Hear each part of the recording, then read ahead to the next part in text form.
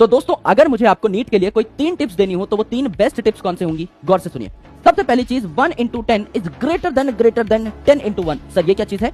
अगर आप एक किताब को 10 बार रिवाइज करते हैं तो आप उस किताब में वर्टिकली घुसते चले जा रहे हैं और आप उस किताब की जो इन्फॉर्मेशन उसकी तह तक पहुंच रहे हैं। आप उस किताब को बहुत गहराई से जान चुके हैं। लेकिन अगर आप 10 किताबों को एक एक बार ही पढ़ते हैं तो भी आप सुपरफिशियल लेवल पे ही खड़े हैं, आपको किसी भी चीज की डीप अंडरस्टैंडिंग नहीं हुई है। इसलिए एक किताब को 10 बार पढ़िए, मल्टीपल रिवीजन करिए, ना कि 10 किताबों को एक एक बार पढ़िए।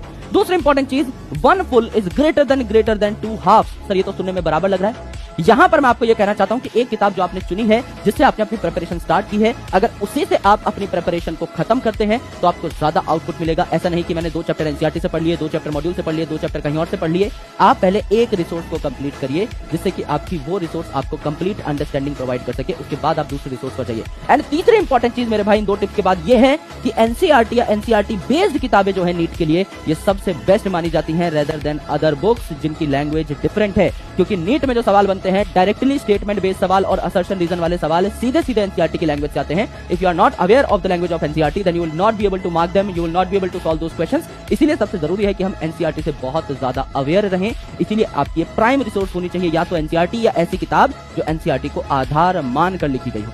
सो I hope you understood these 3 tips. इनको अगर आप इनकलकेट करेंगे अपनी तैयारी में, you will definitely see the results. Thank you.